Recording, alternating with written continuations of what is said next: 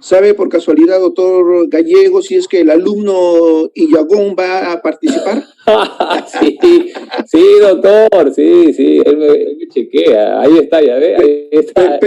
Preocúpese de sus preguntas, ¿eh? Son preguntas muy capciosas del alumno Illagón. El maestro está en la sombra ahí, pero ahí el mismo ya se aseguró que yo esté hoy día, por eso que entré temprano, doctor, porque ya sabía que a él si no entraba temprano. Es como en los tiempos del entrenador Tim, el puntero mentiroso.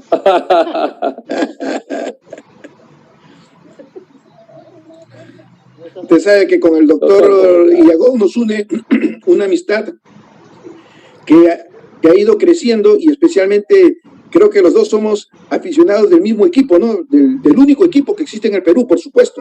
¿Y ese cuál es, doctor? La selección peruana. La U, pues, maestro, la U. Bueno, está bien, doctor. Está bien.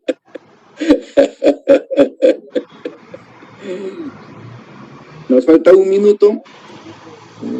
Doctor Vela, entonces empezamos 6 en punto, ¿le parece? Sí, está bien. Perfecto.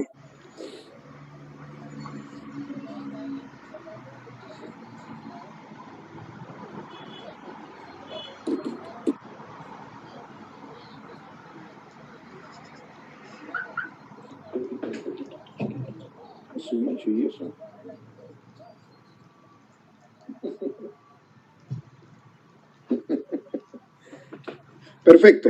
Listo. Señores alumnos, muy buenas tardes. Hoy nos toca entrar a nuestra sexta semana con el caso clínico correspondiente.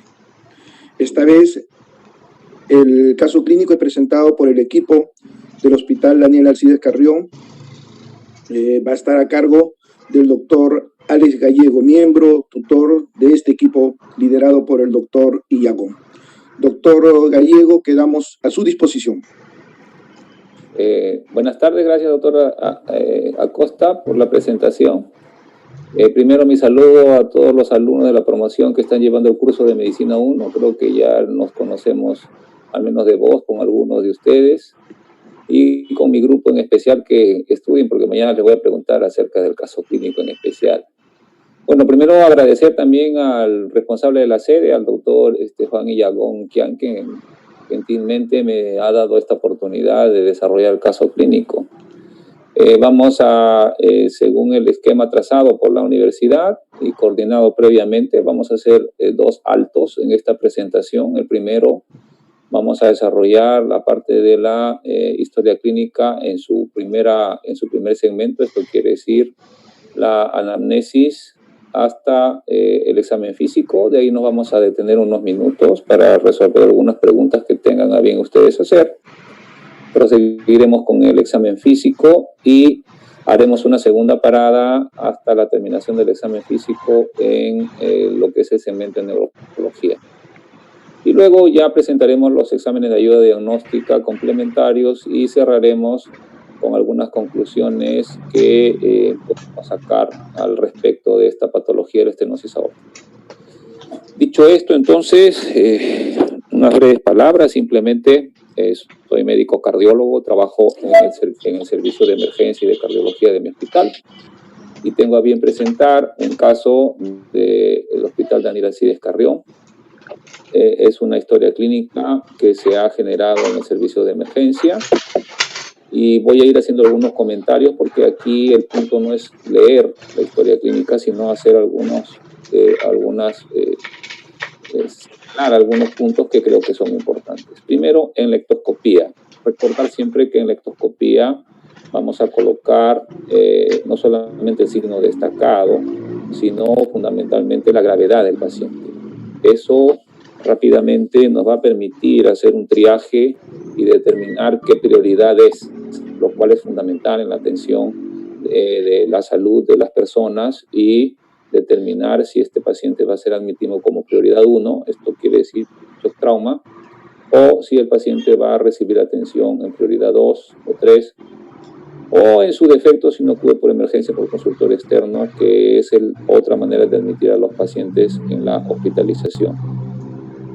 En esta patología, en la ictoscopía, nuestro paciente no estaba grave y los signos destacados eran la disnea. De manera general, y desde ya lo voy a ir señalando, y me gustaría que tomen algunas notas, porque también tiene un aspecto académico esta presentación.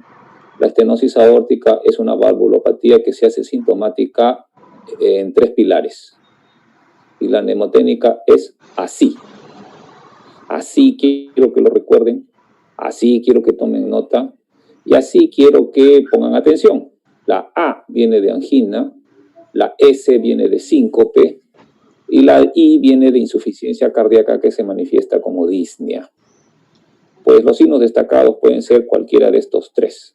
Y tienen importancia porque una vez que esta patología se hace sintomática, empieza a correr el reloj tic-tac, del acortamiento de la vida del paciente, que posteriormente comentaremos. Nos ha tocado recibir a pacientes con presentaciones graves de falla cardíaca aguda o crónica descompensada en edema pulmonar y que han fallecido de una manera pues muy rápida, muy pronta, porque esta, recordemos, es una obstrucción la mayoría de veces mecánica y también estamos comentando desde ya la afectación en el sexo masculino y que afecta más a los pacientes de adultos mayores. Entonces puede venir un paciente con una disnea marcada, insuficiencia respiratoria, debido precisamente a un edema pulmonar, consecuencia de un agravamiento de la sintomatología y signología de la estenosis aórtica. Pues bien, nuestro paciente no estaba grave, estaba disneico, podía darnos la información directamente, la recogimos tal cual la presentaba el paciente, con una buena confiabilidad. Varón de 73 años, masculino, importante porque acá separamos las aguas, menores de 40, mayores de 60. Menores de 40 años, pensar en pacientes que tienen o han nacido con una aorta bicúspide o que están debutando simplemente como una secuela de fiebre reumática. Como hallazgo aislado de la fiebre reumática no es muy frecuente la estenosis aórtica, pero sí como una progresión de la gravedad o la severidad de una aorta congénita bicúspide, que dicho sea de paso es una de las cardiopatías congénitas más frecuentes. Entonces es importante, pues, si encontramos a un adulto mayor con este tipo de signos, nuevamente así, angina, síncope, insuficiencia cardíaca, cuya manifestación es la disnea, pues entraremos a pensar en una posible valvulopatía. Mestizo, ex trabajador del municipio, siempre recordándole a los alumnos que pregunten si trabajó en el municipio, en qué trabajó, si era un trabajo administrativo, o si era un trabajo, no sé, de coordinación, donde hacía actividad física. Recordemos que un personal de serenazgo también puede ser trabajador del municipio, pero será diferente de un trabajador de oficina, digo yo, por el esfuerzo físico que se hace y la sintomatología que puede aparecer más frecuentemente mientras más es exigido el paciente. Pues bien, nuestro paciente pertenece a la región Callao, vive en La Perla y es casado, secundaria completa. Tener en cuenta estos datos para la recolección de los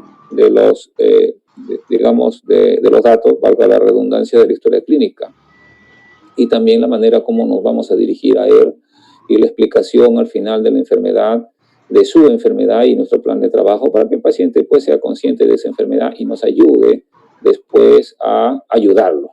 Es mejor un paciente instruido que comprenda medianamente, quizá no de manera muy científica, pero sí medianamente lo que le sucede, y él sea nuestro principal aliado en su tratamiento. Católico, y ahora últimamente se está haciendo obligatorio las atenciones del CIS, por ejemplo, que se consignen a la persona responsable con su teléfono. Antes era optativo.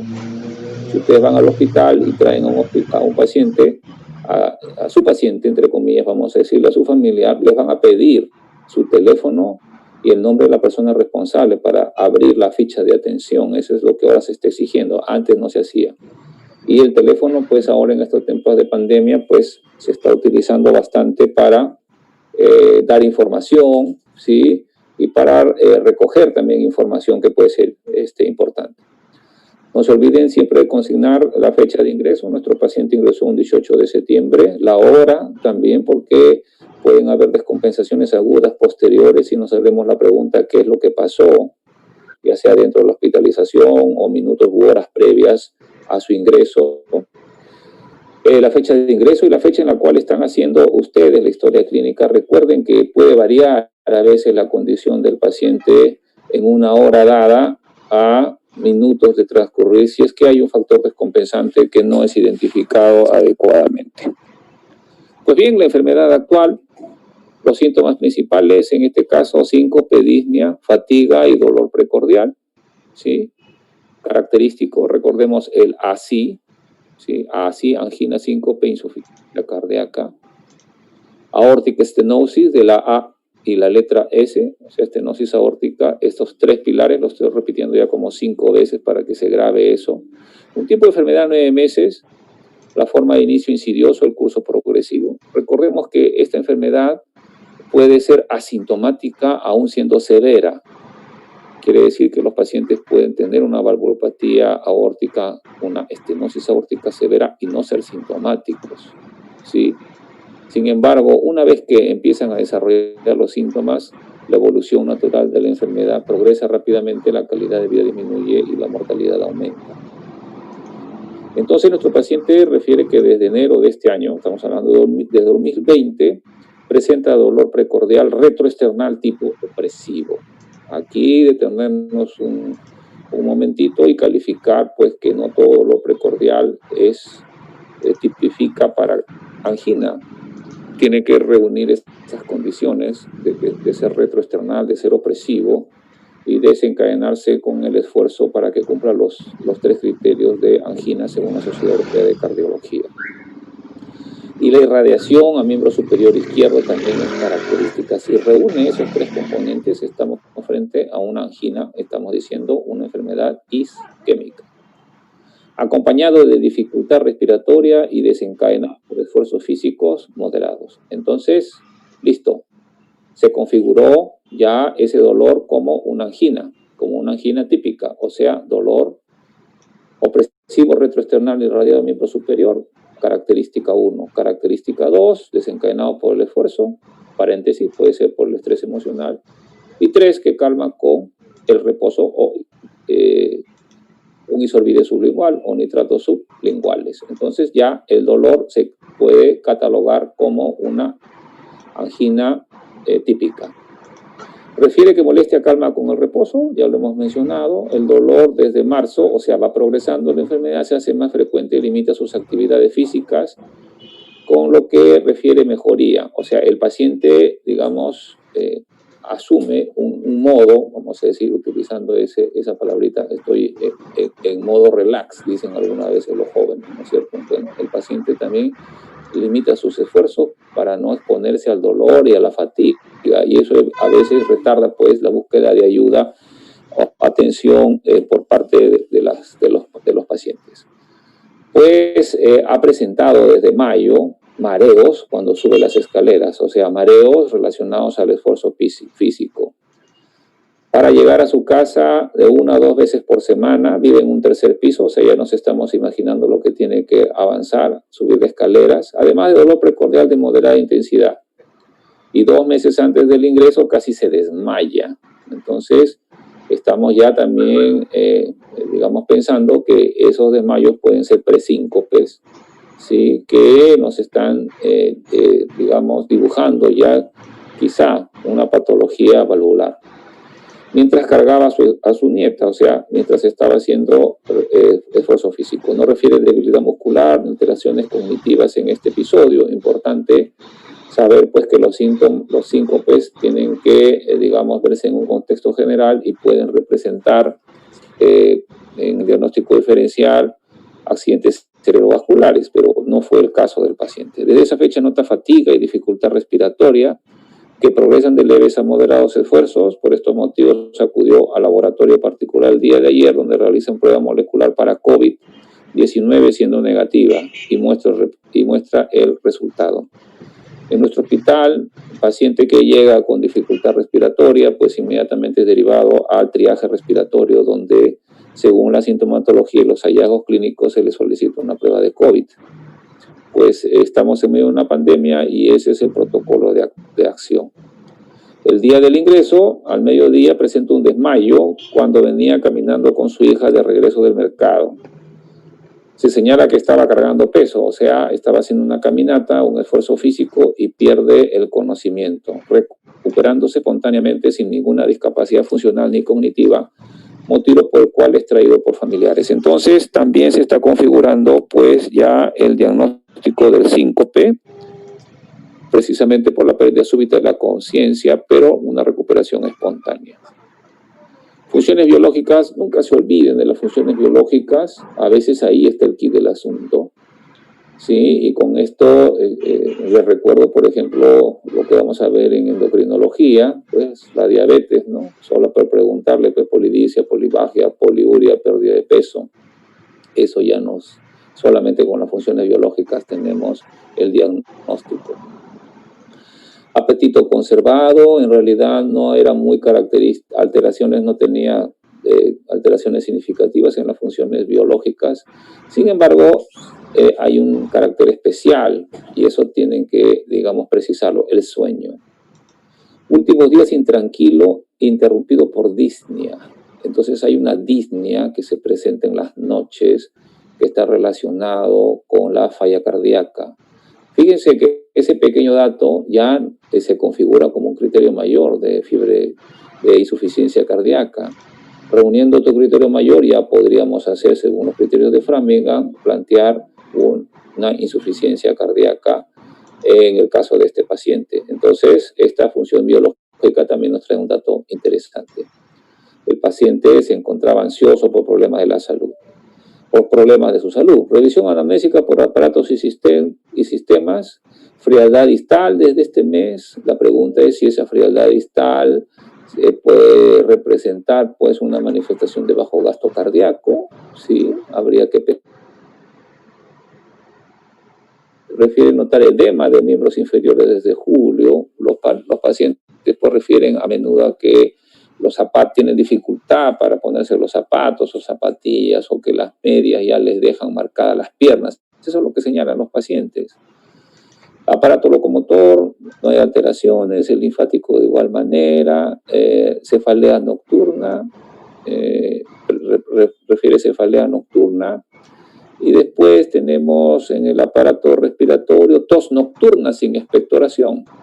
¿Sí?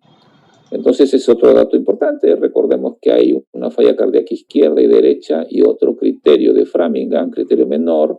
Tenemos la tos nocturna sin expectoración. El cardiovascular, lo que ya ha manifestado el paciente, gastrointestinal sin alteraciones, aparato geniturinario sin alteraciones, se siente triste y deprimido por la enfermedad. Es algo que también hay que considerar en esta pandemia que ha traído el aislamiento social, de la mano en muchos adultos mayores la depresión y la ansiedad, que se ha, digamos, visto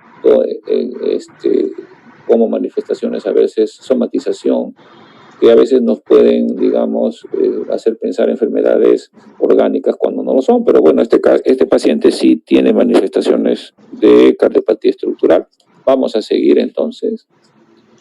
En cuanto a los antecedentes generales, material noble, 3 habitaciones, todos los servicios, vive con hijas y esposa. Importante saber, pues, cuál es el respaldo familiar que tienen los pacientes. Hay que conversar con los familiares, muchas veces para ampliar la anamnesis, porque los adultos mayores, porque esta es una patología del adulto mayor, muchas veces no recuerdan de manera cronológica lo que ha estado pasando o no se dan cuenta de lo que están,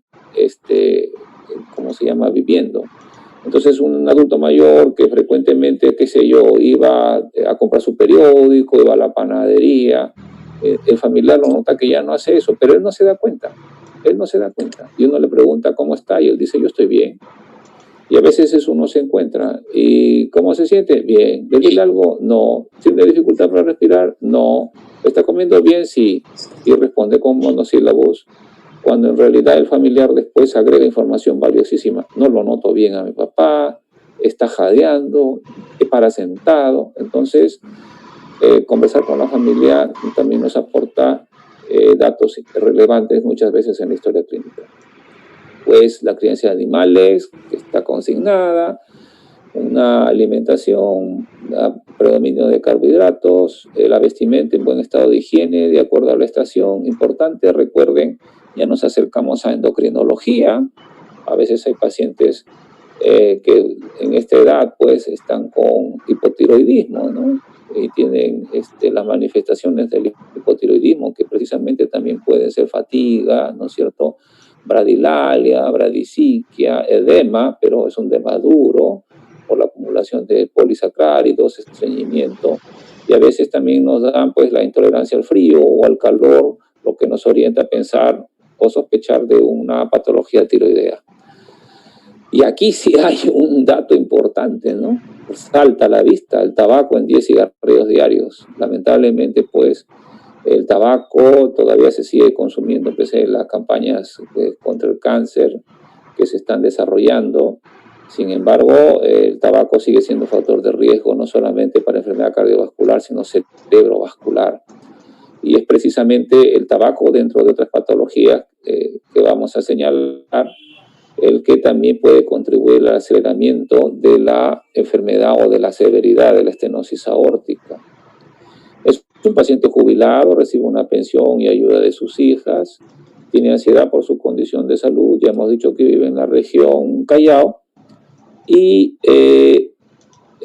las inmunizaciones, pues se ha vacunado contra la influenza y la neumonía este año, antes de la hospitalización. No reporta ninguna alergia y tampoco ha tenido transfusiones sanguíneas. Los fisiológicos, a veces no somos pues muy escrupulosos en la emergencia de preguntar exactamente, pues no, los prenatales, natales, postnatales, lactancia. La verdad que a veces en aras, digamos, de brindarle una atención rápida, pues omitimos algunos, digamos, datos, ponemos lo que debe ser, y a veces lo dejamos para más adelante el completar la historia clínica. Bueno, no dejar en blanco ningún espacio, recordar eso. A veces ya cada hospital pues tiene un formato determinado para hacer una historia clínica. En este caso la menarquia no aplica porque es varón, eso es obvio. Lo mismo el número de partos, relaciones sexuales con su esposa. Bueno, los antecedentes personales patológicos. Señalar pues las alergias a la penicilina y al diclofenaco. Siempre preguntar por alergias. Reacción adversa a los medicamentos, edema con amlodipino, importante porque a veces los pacientes, pues al verse, entre comillas, hinchados, edema de miembros inferiores, pues inmediatamente lo relacionan con una enfermedad renal. Y a veces tampoco nosotros no nos damos cuenta de eso, que el edema es por una reacción adversa. El amlodipino es un calcio antagonista de hidropiridínico, cuya reacción adversa más frecuente es el edema pretibial. Primero premaleolar y después pretibial, y dependiendo de la dosis puede ser bastante importante. Recordar que las enfermedades crónicas se tienen que señalar en fecha de inicio, porque a más años con la enfermedad crónica, pues más oportunidad de desarrollar alguna complicación. Entonces nuestro paciente era hipertenso desde el 80, y el tratamiento habitual, losartán, cada 12 horas con una evaluación en el 2020. Su presión habitual, según lo reportaba él, era 16,8, con un último control en agosto 2020, y eso es lo que se ha visto. Ahora en la pandemia nosotros en el hospital estamos viendo los pacientes no COVID. Los que no venían en la etapa de la curva de la ola, vamos en la cresta de la ola del COVID, ahora están apareciendo, y precisamente vemos muchos pacientes descompensados de sus enfermedades crónicas que no han tenido un control adecuado. Dislipidemia, entonces ya estamos encontrando 3 factores que hacen que la estenosis aórtica progrese en una persona con esta enfermedad: el tabaquismo, la hipertensión arterial, la dislipidemia. Sin embargo, bueno, tomaba medicamento, atorvastatina, pero lo dejó y no tenía ningún control. Antecedentes quirúrgicos, apendicectomía a los 15 años, una fractura de brazo izquierdo, medicina de uso frecuente, losartán. No se olviden, siempre como antecedente diagnóstico negativo, en este caso preguntar por diabetes, por asma, por EPOC, por infarto de miocardio, por accidente cerebrovascular, de frente, o sea, es un antecedente negativo. ¿Ha tenido usted o tiene diabetes, es diabético, ha tenido infarto cardíaco, infarto cerebral? Palabras sencillas que los pacientes no pueden entender, salvo que sea un personal de salud que esté familiarizado con estos términos y pues en este sentido podamos utilizar el lenguaje médico. Los antecedentes familiares patológicos, padres fallecidos con hipertensión arterial, ¿sí? Una hermana viva con hipertensión arterial, hermano con un infarto de miocardio en el 2019 a los 68 años, vivo. Importante señalar que dentro de los factores de riesgo mayores para enfermedad cardiovascular está la enfermedad prematura coronaria. Ya eso se denomina si el familiar de primer grado, en este caso el hermano, tuvo un infarto, pero a los 55 años o antes de, siendo varón, su familiar, y si es mujer, 65 años. Ese es un factor de riesgo mayor, tal igual como el tabaco o como la dislipidemia o como la hipertensión arterial. Pues bien, su hija ha tenido preeclampsia en la segunda gestación, probablemente la hija también esté en un riesgo incrementado de presentar hipertensión arterial en el futuro.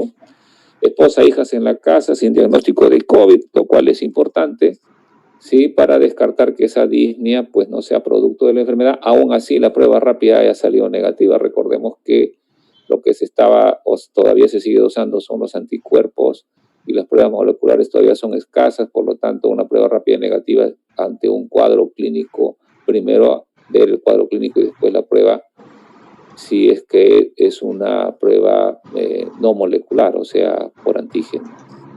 Pues bien, aquí hacemos un primer alto, doctor Acosta. Perfecto, doctor, sí. Hacemos una pequeña pausa.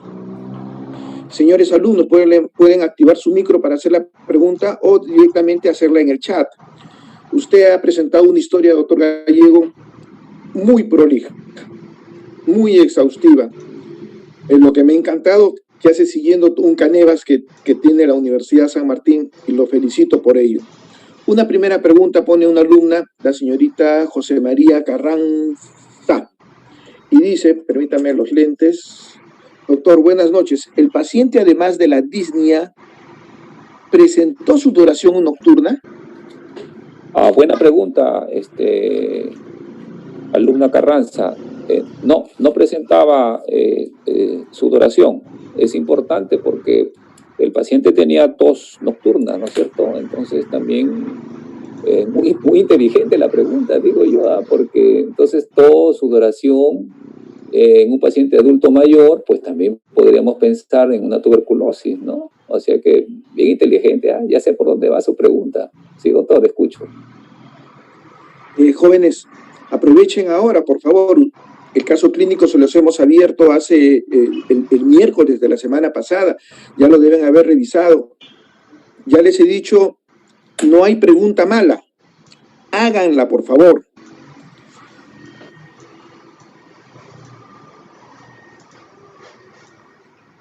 Usted ha hecho hincapié, doctor, a esta triada que se presenta especialmente en la estenosis aórtica del paciente geronte. Siempre hablo del siglo pasado, donde quien le habla se formó, y decíamos, paciente anciano con síncope, ¿para qué vamos a más? ¿Para qué vamos a más? Si vamos a pensar en operarlo, no, déjenlo tranquilo. ¿Hay alguna importancia, doctor? Sí, doctor, definitivamente, y gracias por la pregunta. Esta es la sexta vez que voy a repetir, así, angina, síncope, insuficiencia cardíaca. Tiene que ver con el pronóstico en cuanto a la sobrevida. Si el paciente debuta su debut es con angina, la A de la CI, se espera que su pronóstico de vida en su historia natural sea de 5 años de sobrevida. Si se presenta ya con un síncope, la S de la CI, su sobrevida, su expectativa de vida es de 3 años. Y la I de la insuficiencia cardíaca o la disnea, que es la manifestación, su sobrevida es de 2 años. Es importante, doctor, lo que usted señala en cuanto al adulto mayor y el tratamiento, porque esta es una patología del adulto mayor. En realidad los casos severos, la mayoría de las veces las vemos en mayores de 65, 70 años. Entonces las personas piensan pues que a esa edad ya no se opera, o que ya está muy viejito, o que ya vivió, cuando no es así. Y la solución antes, doctor, era la cirugía, o sea, paciente diagnosticado de estenosis aórtica severa con síntomas así, era igual a una cirugía corazón abierto. Ahora han entrado, digamos, los cardiólogos intervencionistas y se están disputando con los cirujanos el tratamiento de esta enfermedad. Yo recuerdo mucho, porque soy docente ya desde el 2004 más o menos en la universidad, que en una de, como hace 5 o 7 años, le decía, recién ha salido este estudio donde se está colocando una válvula protésica por vía percutánea, o sea, sin operación. Y le decía yo en ese entonces, acuérdense que esto va a evolucionar. Pues bien, doctor, ahora los cardiólogos le están peleando las cirugías a los cirujanos porque se están poniendo prótesis por vía percutánea, o sea, por vía arterial, sin cirugía abierta. Y las indicaciones han habido desde los pacientes con riesgo severo, porque antes así nació esta prótesis nueva, hasta los riesgos moderados, y en este año los estudios en el Congreso de Cardiología, ahora se viene el Congreso Americano de Cardiología, pues se están haciendo en el terreno ya de las estenosis aórticas severas de riesgo bajo. O sea, hasta ahí va la lucha. A tal punto, doctora Acosta, me permito decirle que ahora los cirujanos están haciendo TAVI, o sea, están yéndose a entrenar en poner ellos mismos las válvulas, lo cual me parece excelente porque ya tienen la figura completa. Y entonces vamos a ver pacientes ya de 80 años, 85 años con buena expectativa, o sea, digamos físicamente no frágiles, todavía que pueden, digamos, tener una calidad de vida buena, que no se les van a estar operando, pero se le van a estar poniendo TAVI. Ese es el futuro. Y ya está aquí a la vuelta de la esquina, doctor. ¿Y por qué es muy importante lo que está remarcando el doctor? Porque estamos asistiendo cada vez más a pacientes adultos mayores con síntomas que muchas veces no le hemos dado importancia. Las estadísticas de la estenosis aórtica, especialmente en el adulto mayor, está cambiando. Y está cambiando a mayor frecuencia de la enfermedad degenerativa. ¿Y por qué es muy importante eso? ¿Qué ha venido a darnos este periodo de COVID? Hace 10 años, por primera vez, se crea el sistema de telemedicina en el Seguro Social, que se denominó primero Cenamit y luego se denominó Aloips. Fue la primera vez que se instaló el sistema de telemedicina, muy cuestionado en su tiempo, muy cuestionado. Antes de iniciar la era del COVID, recuerdo que un colega nuestro presentó en televisión un programa de telemedicina del seguro. No le estoy diciendo del siglo pasado, le estoy diciendo hace poquito, este año. También fue muy cuestionado, tremendamente cuestionado en la orden médica. ¿Para qué? Para que en el periodo COVID, la época de la telemedicina viniese a deslumbrar un periodo que ya se da en Europa y ya se da en Estados Unidos. Y cada vez vamos a asistir más a esos pacientes ancianos que nos llamen y nos digan, doctor, he perdido el conocimiento. Miren ustedes, le damos, por supuesto que le vamos a dar importancia al dolor. Doctor, lo llamo porque me duele el pecho. La I. Acuérdense de las siglas del doctor. Doctor, lo llamo porque me falta el aire. Pero lo llamo porque he perdido el conocimiento. Miren la importancia que puede tener ese síntoma, y ya lo está remarcando el doctor Gallego. Ya no es un dato que podamos decir, es viejito, tiene derecho a desmayarse, no ha tomado desayuno, pobrecito. Miren la importancia que ha tenido el doctor Gallego en explicarle cada uno de los signos y remarcarles el factor pronóstico si esta es la causa en el paciente hedónico. Doctor, no tenemos más preguntas, avancemos con el examen físico. Gracias, doctor. Entonces, en el examen físico encontramos a un paciente afebril, taquipnéico, una taquipnea leve, manteniendo la saturación al frío ambiental, con un pulso de 40 latidos por minuto, lo cual tengo que remarcar. Y estamos frente a una bradicardia. La pregunta es si esta bradicardia pues es con un ritmo normal, sinusal, o está planteándose una complicación. Recordemos, como lo dijo el doctor Acosta, esta es una enfermedad degenerativa, es la que hay dos tipos, ¿no es cierto? Una congénita, que es por la por la estenosis aórtica bicúspide, y la otra es la adquirida, la degenerativa, que también hay calcificación del tejido de conducción, y no pocas veces vemos pacientes con estenosis aórtica y trastornos de conducción tipo bloqueos auriculoventriculares. Ojo al piojo cuando estamos con frecuencias cardíacas de 40. Ya ustedes han revisado que la frecuencia cardíaca normal, bueno, la mayoría de consensos lo establecen como de 60 a 100, menos de 60 bradicardia. Estamos hablando de 40, estamos hablando de un número especial. Cuando es de 40 para abajo, siempre poner en el diagnóstico diferencial si uno tiene un bloqueo auriculoventricular completo o de tercer grado, que es un trastorno de conducción eléctrico.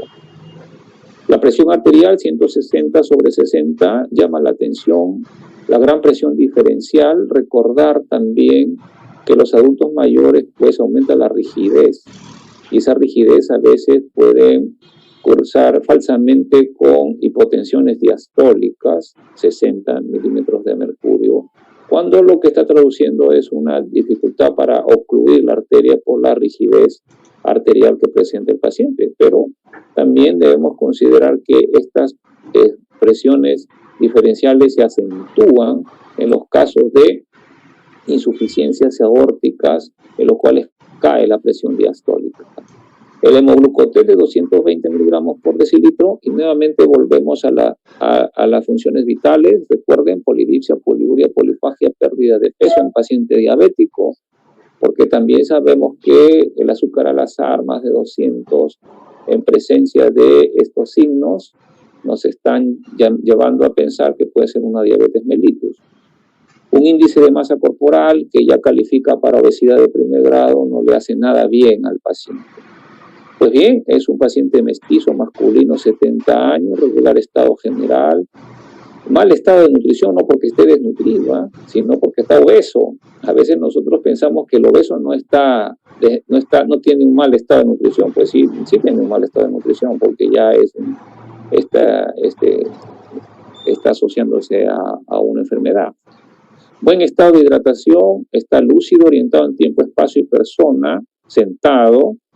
Su facies no es característica, es leptosómico. Ojo, también, recuerden que los pacientes leptosómicos son enteroptóxicos, o sea, las vísceras están hacia la cavidad abdominal, y por lo tanto nos podrían falsamente dar una hepatomegalia, que es un criterio menor de Framingham en la insuficiencia cardíaca, cuando en realidad no lo es, sino por el tipo constitucional. Sí está disneico, pero ventila espontáneamente. La piel está tibia, elástica, la humedad y elasticidad conservadas, uñas con llenado capilar menos de 2 segundos, también es importante. Recuerden, muchachos, mayor de 2 segundos, signos de hipoperfusión periférica. Estoy hablando de llenado capilar, más de 2 segundos. Hipoperfusión periférica que se ve en los estados de shock. No tiene la presión arterial media menos de 60, no tiene presiones de 90 a 60, así que el paciente claramente no está en shock.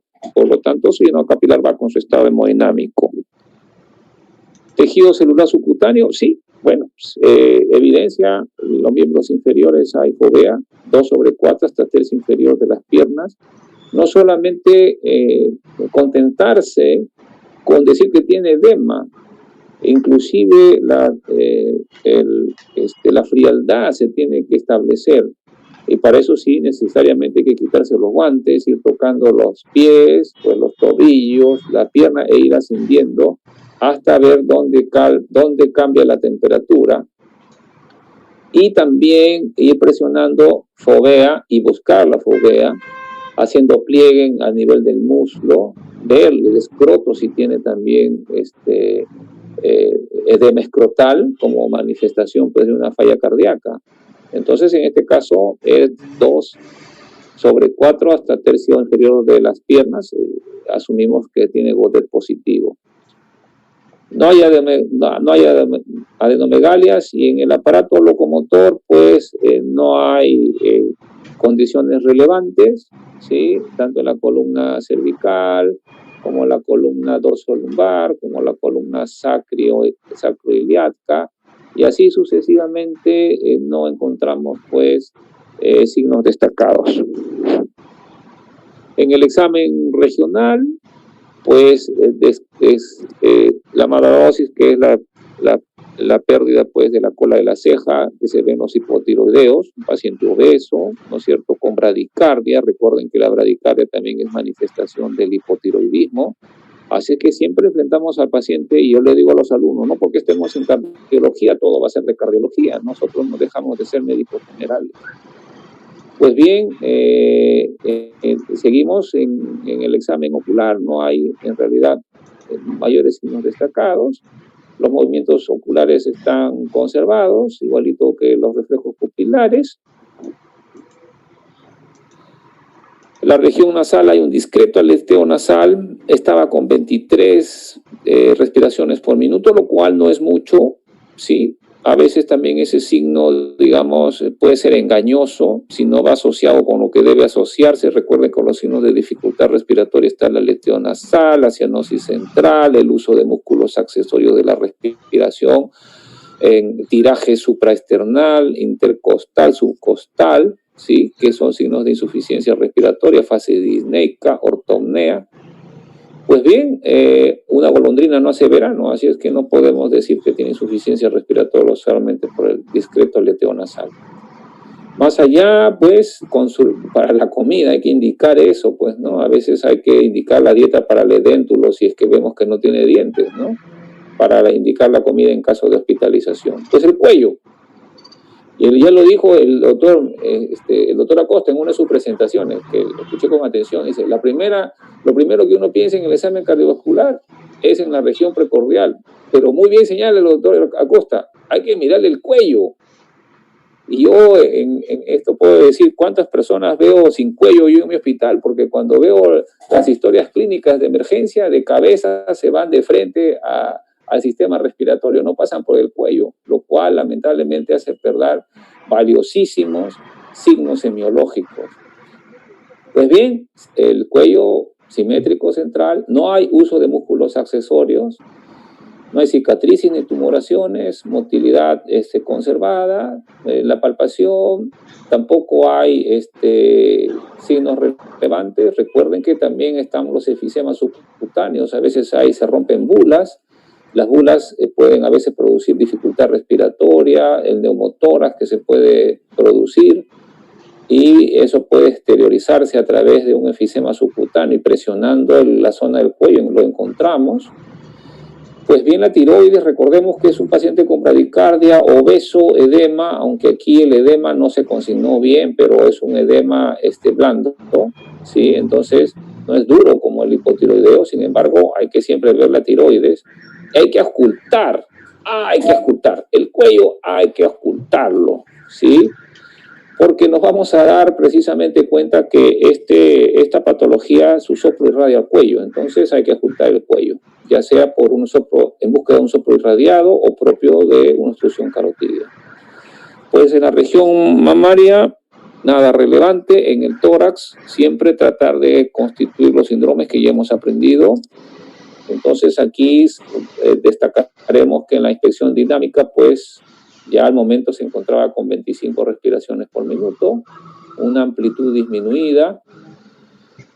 Alteraciones de la expansión torácica, bueno, no, sí se expandía bien, no había tirajes, no había respiración paradójica.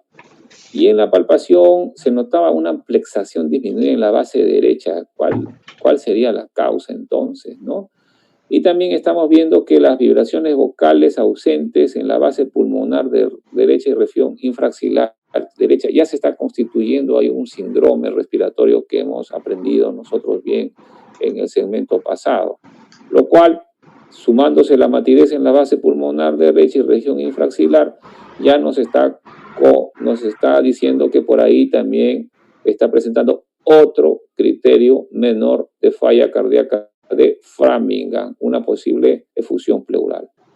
Pues en la auscultación, ruidos agregados, murmullo vesicular está disminuido en la base derecha, puede ser expresión de efusión pleural. Crépito basales, listo, ya tenemos un estertor crepitante, criterio mayor de insuficiencia cardíaca en Framingham. Entonces este paciente, ya vamos recordando, ha presentado angina por las características, el síncope, y ahora sí, ya concluimos, tiene insuficiencia cardíaca, ¿sí? Las vibraciones vocales disminuidas en la base derecha. En el aparato cardiovascular, la amplitud está disminuida, ¿sí? Y esa disminución, así como decimos Magnus, cuando está aumentada, la amplitud aumentada, un pulso Magnus, por ejemplo, en las sobrecargas de volumen, como el ductus arterioso, el pulso saltón, las pacientes gestantes, las anemias severas, las insuficiencias aórticas, son sobrecargas de volumen, dan un pulso Magnus. Y lo contrario, que es el pequeño, que es el parvus, ¿sí? A eso la amplitud disminuida. Y tardus, porque el tiempo de eyección está prolongado, que son característicos de esta patología. La presión sentada en el brazo derecho, 160/60, lo cual ya me haría sospechar o buscar quizá el soplo diastólico, no se describe. Latido carotidio, soplo carotidio eyectivo bilateral. Entonces sí, ya tenemos que es un soplo eyectivo, entonces quiere decir que probablemente encontremos un soplo aórtico. El pulso venoso, bueno, no hay ingurgitación yugular, no hay reflujo hepatoyugular presente y el pulso venoso no era muy característico. Recuerden que el pulso venoso, pues se tiene que describir la onda, las dos ondas, la A, la D, la depresión o seno X y Y, que miran el corazón derecho. No se pudo realizar en este paciente adecuadamente. En la inspección no hay deformidad de las paredes, cicatrices quirúrgicas, ya que encontramos el choque de punto está por dentro de la línea medio clavicular donde debe estar, en el quinto espacio, está normalmente en el cuarto o el quinto, en este caso está en el quinto espacio. A veces en los pacientes obesos es un poco difícil, recuerden que es obeso a primer grado, es un poco difícil precisar exactamente dónde está el impulso ventricular izquierdo, pero bueno, aquí con mediana certeza estamos dentro de lo esperado. Y hay un frémito sistólico expiratorio en la línea paraesternal. Importante. Cuando ustedes estén auscultando un paciente en el cual sospechan que es o tiene una patología aórtica, al paciente lo hacen sentar hacia adelante y le piden que expire y haga apnea. Apnea expiratoria. Repito, en apnea expiratoria. ¿Qué cosa es lo que va a suceder ahí? Se va a intensificar el soplo, se va a auscultar mejor, ¿sí? Esa es una maniobra que se realiza para evidenciar la estenosis aórtica. Pues bien, el frémito sistólico, segundo espacio intercostal derecho, foco aórtico. Entonces ya estamos precisando que ahí la lesión es en el foco aórtico, en la línea paraesternal. Pues los ruidos cardíacos están regulares, importante, porque los pacientes pueden encontrar fibrilaciones auriculares, como complicaciones como fibrilaciones auriculares, arritmias cardíacas, bradicárdicos, estaba con 40. Segundo ruido cardíaco ausente en foco aórtico.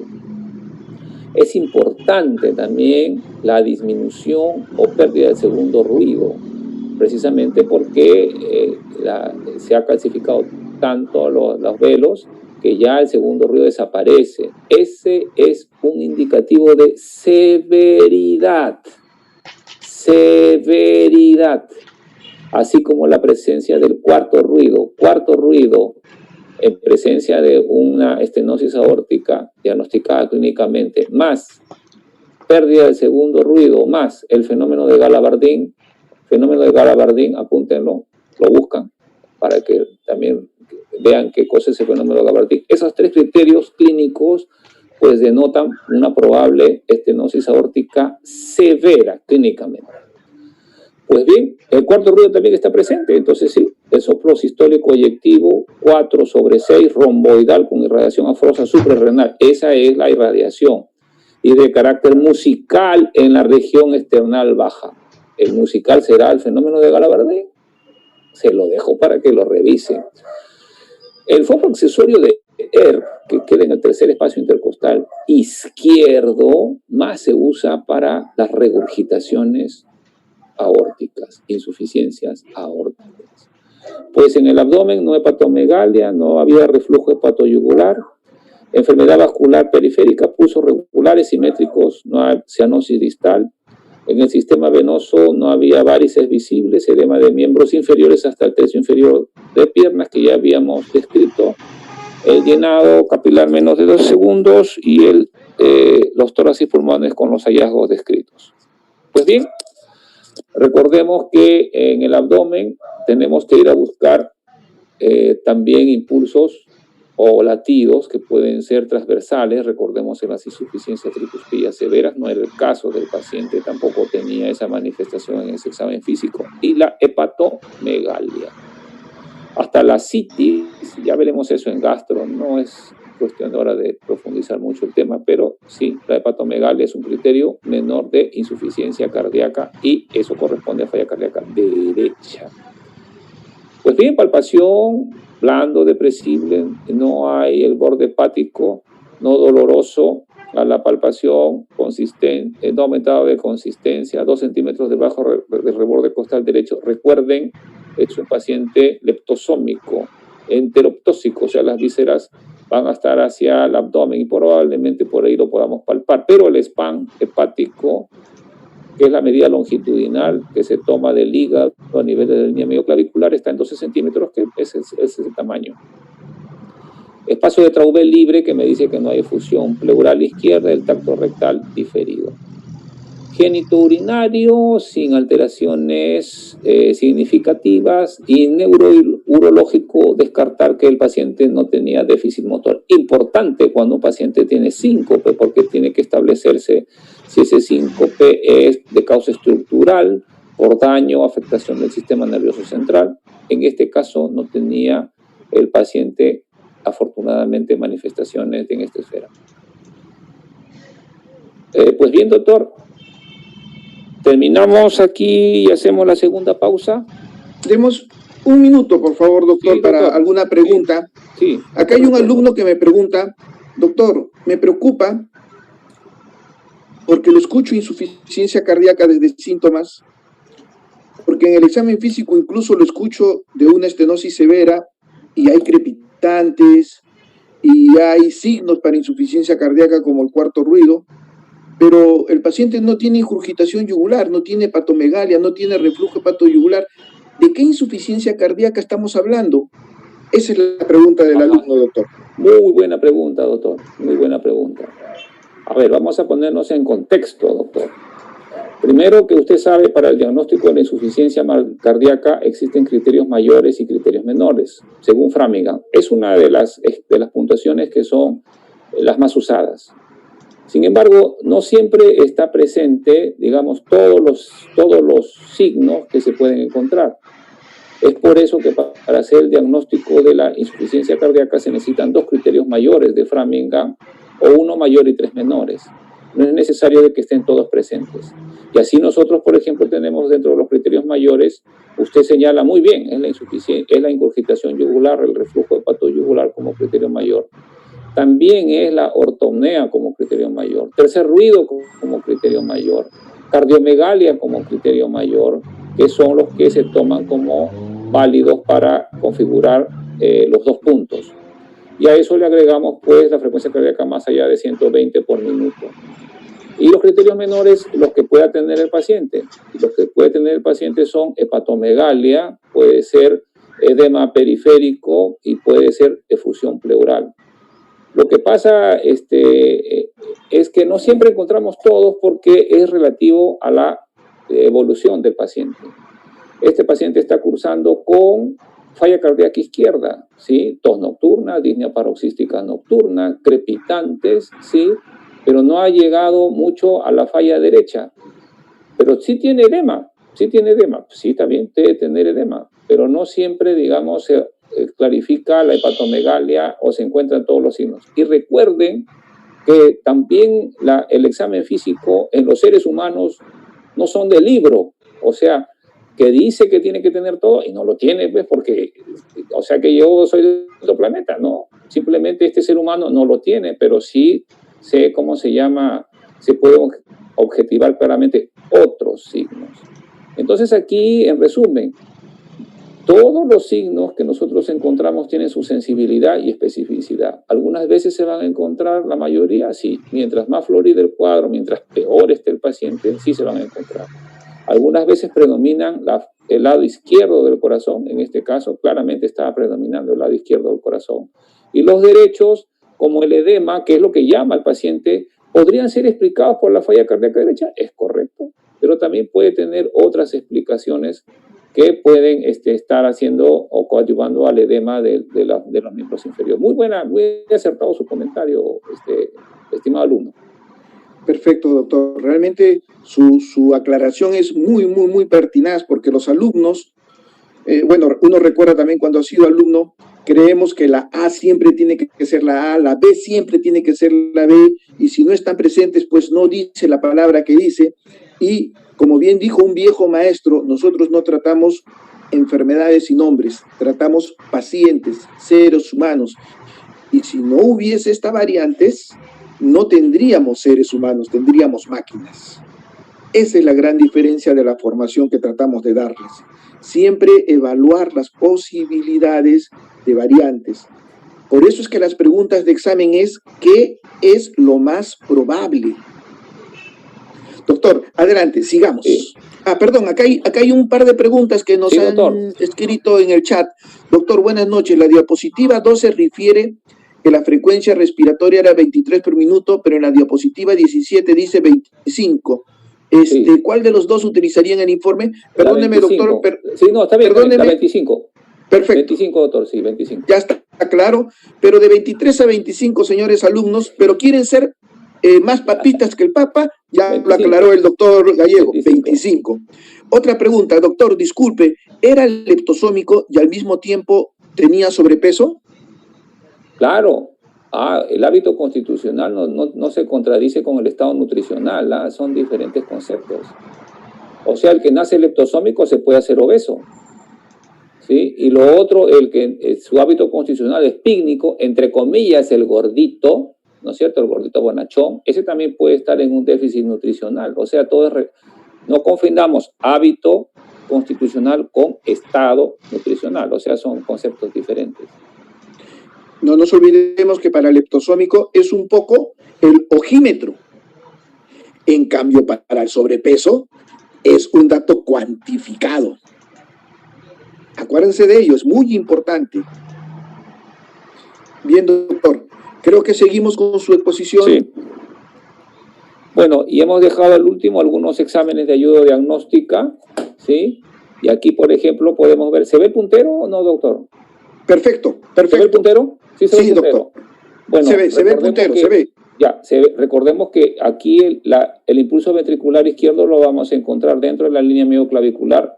En las hipertrofias concéntricas, o sea, antes de la dilatación del ventrículo izquierdo, pues no hay crecimiento, entonces lo vamos a encontrar en el quinto espacio. Si este paciente cursase con otra patología, además de la estenosis, como por ejemplo una doble lesión o una insuficiencia mitral y se agranda el corazón, sobrepasaría la línea mioclavicular. Y aquí hay un hallazgo que se puede dar también en las pacientes con estenosis aórtica, que es la dilatación de la raíz aórtica. Y esto a veces nos lleva a plantear la posibilidad de un aneurisma. Recordemos que este paciente es un paciente con consumo de tabaco e hipertensión arterial, que pueden ser factores que se compliquen con disecciones aórticas, aneurismas aórticos. Sin embargo, la estenosis aórtica por sí misma puede dar una dilatación de la raíz aórtica que se está viendo a este nivel. Y a veces en el segundo espacio, o sea, en el foco aórtico, en los casos de aneurisma, estamos hablando, se pueden palpar latidos, que es la presencia aneurismática de la arteria aorta. No es la condición de este paciente, pero en los casos de aneurisma, en el segundo espacio, por ahí, tercer espacio intercostal derecho, se puede a veces percibir ese latido. Y acá tenemos, no sé si se puede ver la calcificación, sí, como un anillo de la válvula aórtica, y una vez más, las seniles, las degenerativas, están relacionadas con el acúmulo de calcio.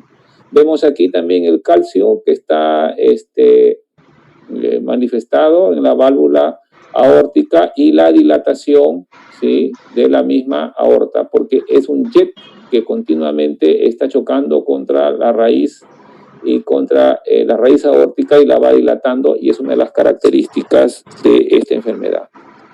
El electrocardiograma que a veces nos disuade, ¿no?, de ser cardiólogos. No, muchachos, para nada, que el electrocardiograma no se interponga entre su vocación de cardiología en la especialidad. Ojalá que haya muchos de ustedes cardiólogos.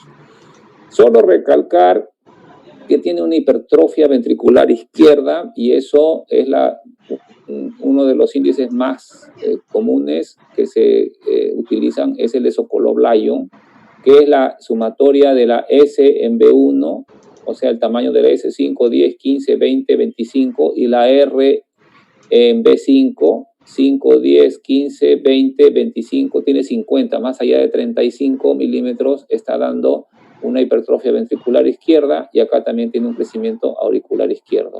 La hipertrofia ventricular izquierda es característica de la estenosis aórtica. Tenemos la ecocardiografía, donde se ve una hipertrofia del ventrículo izquierdo. Este es el septum interventricular.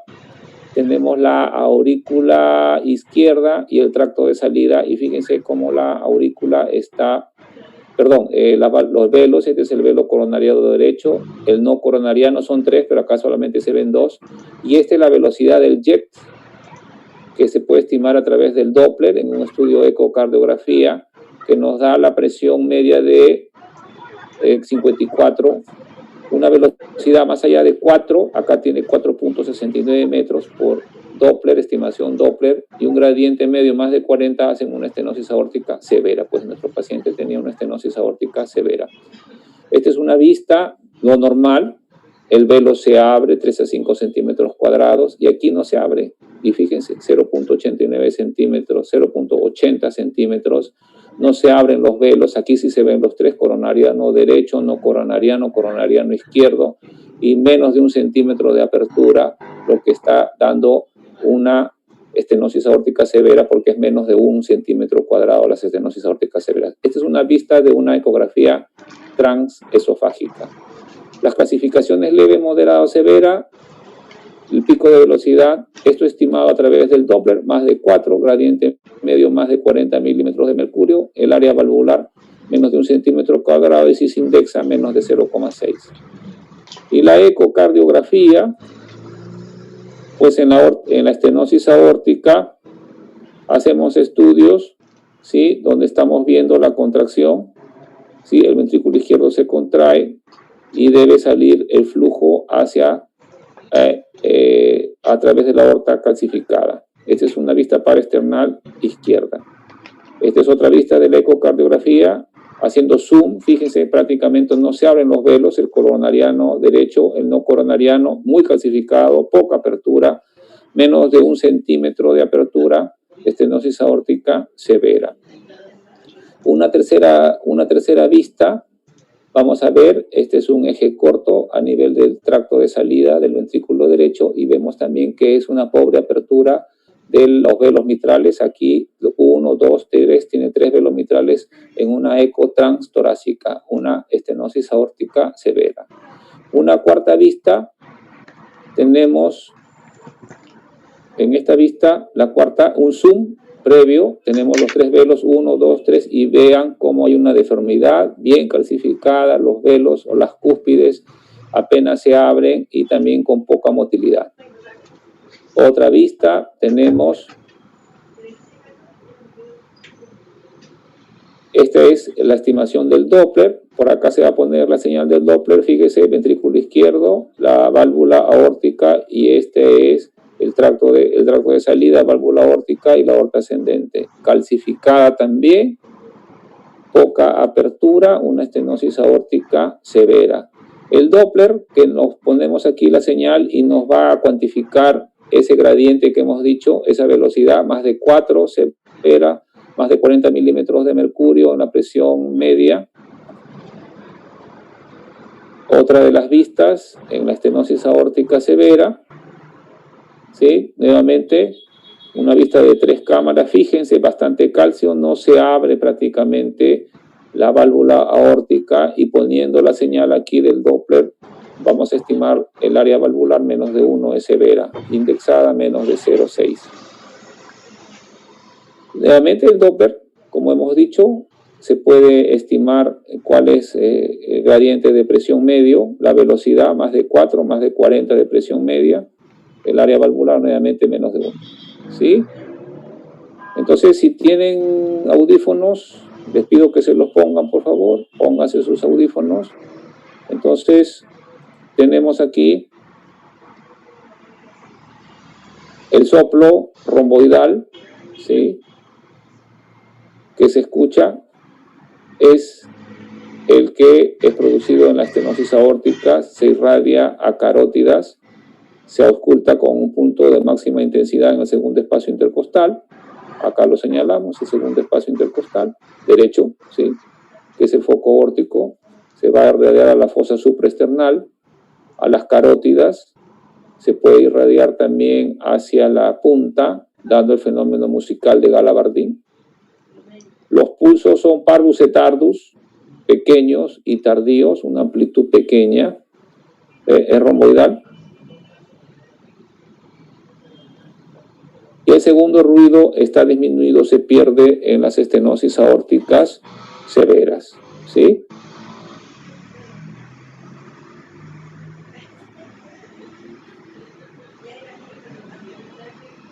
Entonces, estas son ya las recomendaciones que están en su, pegadas en el aula virtual, las referencias bibliográficas. Bueno, y quedo a su disposición, doctor Pedro Acosta. Creo que me pasé unos minutos, 5 minutos me pasé, discúlpeme, doctor. De ocurrencia, doctor Gallego. ¿Podríamos dejar de compartir, doctor? Sí. ¿Cómo hago, doctor, para salir? A ver, deja, sí.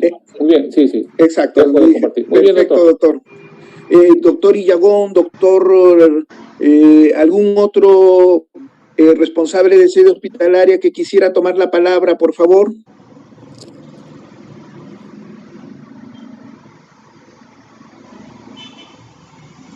Como siempre, mi agradecimiento, doctor Gallego. Usted ha sido muy exhaustivo en la parte clínica.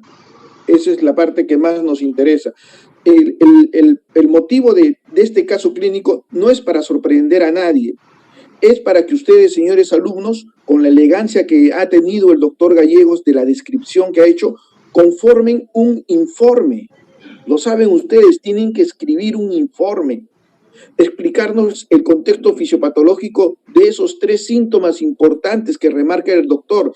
¿Los tenía el paciente?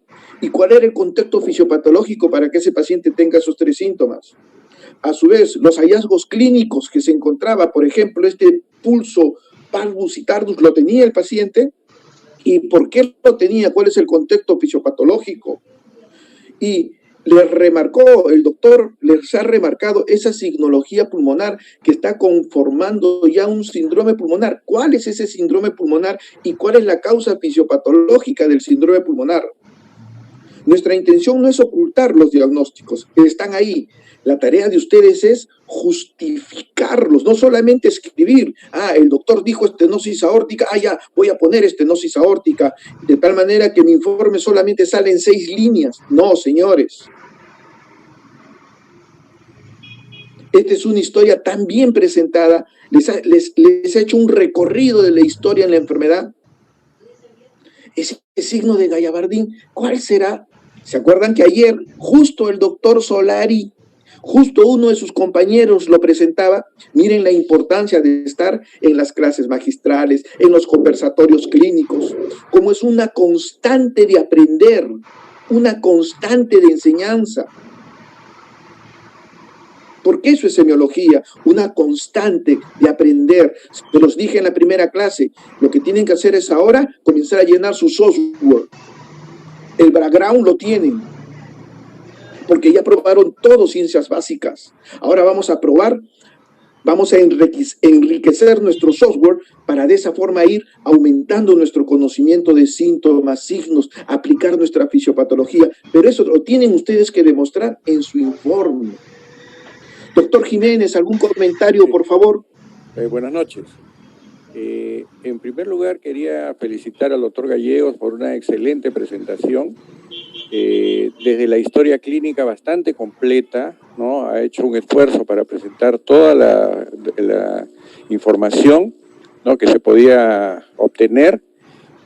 Luego su explicación muy didáctica. Yo creo que los alumnos deben estar encantados con su presentación, doctor. Los felicito nuevamente.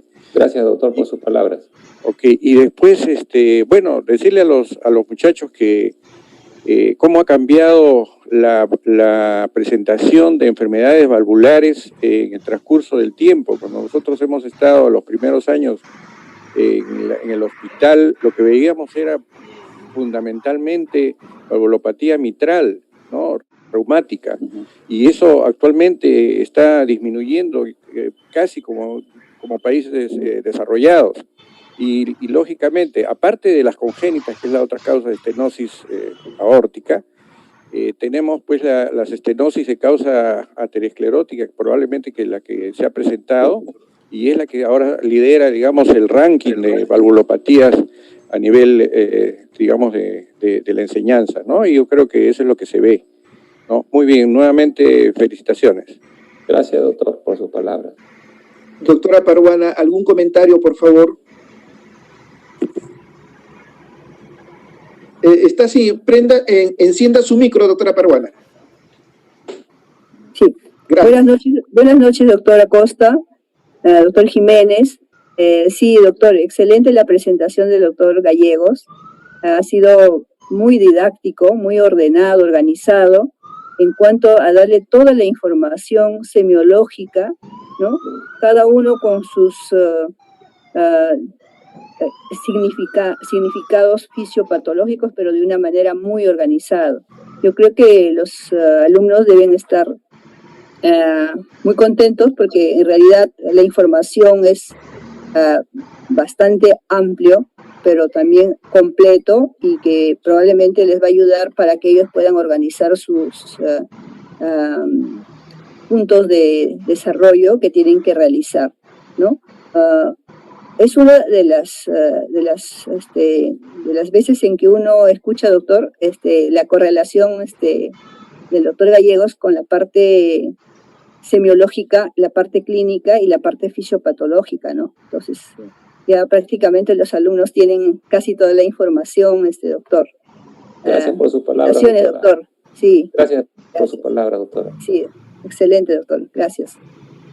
Doctor Gallegos, va a disculpar usted, ya no le voy a dar la palabra al alumno Illagón, le voy a dar la palabra al doctor Illagón. Adelante, maestro.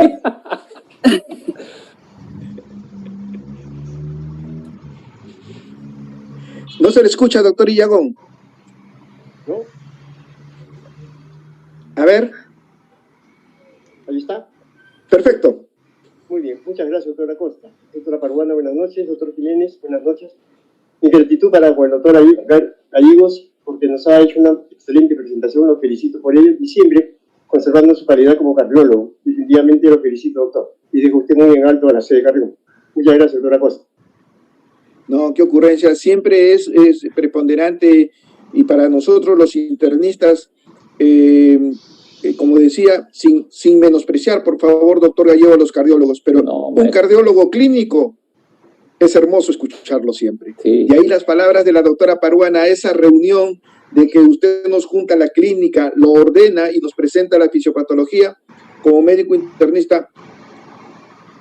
Es usted otro médico internista, doctor Gallegos. Y eso se lo debo, doctor, eso se lo debo a la universidad y les agradezco bastante porque vengo enseñando el capítulo de semiología hace mucho tiempo y la verdad que he crecido como médico porque uno no puede ser especialista puro, se pierde muchas cosas y la semiología nos enseña. Doctor, un minuto, unos segundos. Quiero saludar a mi hija, aunque ella no quiera. Es la única vez que quizá la voy a saludar como profesor y ella alumna. ¿Sí?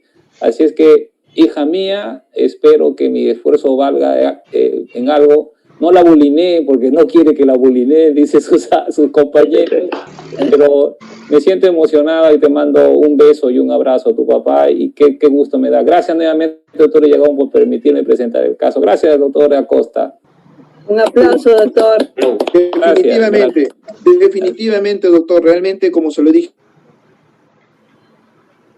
al comienzo, que su hija se sienta muy orgulloso y usted siéntase siempre muy orgulloso de su hija. Doctor Montoya, unas últimas palabras, doctor Montoya. No, de felicitar al doctor Gallego también, ¿no? Porque cuando uno es médico y tiene a su hija y es alumno, yo creo que la satisfacción es doble. Eso me tocó vivir hace 4 años en la universidad. Un saludo a todos los colegas de las distintas sedes y un saludo a todos los alumnos que están presentes, porque creo que estamos creciendo, doctor. Ahora son 179 alumnos, ya creo que esperemos que el próximo martes sea pues toda la promoción completa, ¿no? Muy buenas noches a todos. No se olviden que ya empezamos dentro de poco el aparato digestivo y ahí lo vamos a tener al doctor Montoya. Sí, sí. En toda la palabra. Sin esto, porque estoy en un postoperatorio, así que disculpe más bien que esté incógnito un poco, pero no puedo estar mucho tiempo en la pantalla todavía. Doctor Vela, muchas gracias por permitirnos este tiempo, gracias por permitirnos explayarnos y poder aclarar muchos conceptos. Sus últimas palabras, doctor Vela. No, nada más que agradecerles a ustedes. Gracias. Muy buenas noches. Doctor Gallego, permítame un aplauso personal. Gracias, de verdad. Buenas noches, gracias. Gracias, hasta luego. Buenas noches, doctor. Buenas noches, Gracias. Buenas noches, doctor. Gracias.